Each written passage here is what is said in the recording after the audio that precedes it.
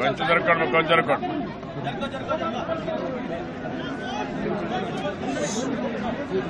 అందరికీ నమస్కారాలు. ఈరోజు దాసరి నారాయణరావు గారు చనిపోయారనే వార్త జీర్ణించుకోలేకపోతున్నాం. ఆయన మరణం చలనచిత్ర పరిశ్రమకే కాకుండా తెలుగు జాతికి కూడా తీరని లోటు. దాసరి నారాయణరావు గారు ఒక వ్యక్తి కాదు, ఒక వ్యవస్థ. ఒక నటుడుగా, ఒక దర్శకుడుగా, ఒక నిర్మాతగా, ఒక రాజకీయ నాయకుడిగా ఆయనకంటూ ఒక ప్రత్యేకత సాధించుకున్న వ్యక్తి దాసరి నారాయణరావు గారు.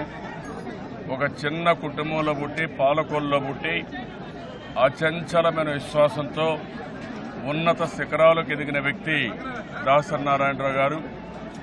ఎప్పుడు కూడా బడుగు బలహీన వర్గాల కోసం పోరాడాడు. ఇక్కడ సినిమా యాక్టర్గా కూడా మీరు చూస్తే సినీ కార్మికుల సంక్షేమం కోసం ఎనలేని సేవలనిచ్చిన వ్యక్తి దాసరి నారాయణరావు గారు. అదే మాదిరిగా ఏదైనా చెప్పాలంటే కుండలు బద్దలు కొట్టి చెప్పగలిగే వ్యక్తిత్వం ఉన్న వ్యక్తి కూడా. ఎక్కడ రాజీ పడిన సందర్భాలు కూడా లేవు. అంతేకాకుండా నాకు చిన్నప్పటి నుంచి కూడా పరిచయం.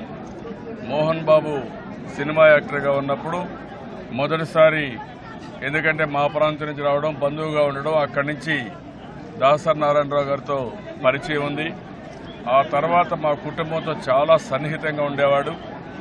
నా పెళ్లి తర్వాత కూడా, పెళ్ళప్పుడు కానీ పెళ్లి తర్వాత కానీ చాలా సన్నిహితంగా ఉంటూ అన్ని విధాలా సహకరించారు. వారి సతీమణి కూడా పద్మ గారిని చూస్తే నేనంటే ఆ కుటుంబానికి చాలా అభిమానం.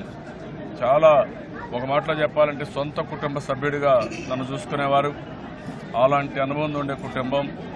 ఓసారి చరిత్రలో ఎన్ని పనులు చేసినా డెస్టినీ కూడా ఈ విధంగా యాక్ట్ చేసే పరిస్థితి వస్తుంది. ఏదేమైనా ఒక మహానటుడిని, మహానేతని, మహా దర్శకుడిని మనం పోగొట్టుకునే పరిస్థితి అయింది. చిత్ర పరిశ్రమ పెద్ద దిక్కు కోల్పోయే పరిస్థితి వచ్చింది. ఆయనంటూ కొన్ని విలువల కోసం పోరాడారు. ఆయన చేసిన పని ఉంది, ఆయన ఆశయాలున్నాయి.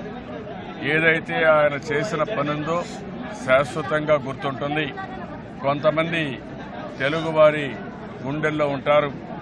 అలాంటి వ్యక్తుల్లో దాసరి నారాయణరావు గారు ఉంటారని చెప్పి తెలియజేసుకుంటూ మరొక్కసారి ఆయన ఆత్మకు శాంతి కలగాలని భగవంతుడిని మనస్ఫూర్తిగా ప్రార్థిస్తూ ఆయన కుటుంబ సభ్యులకి నా ప్రగాఢ సానుభూతి తెలియజేస్తున్నాను. నమస్కారం.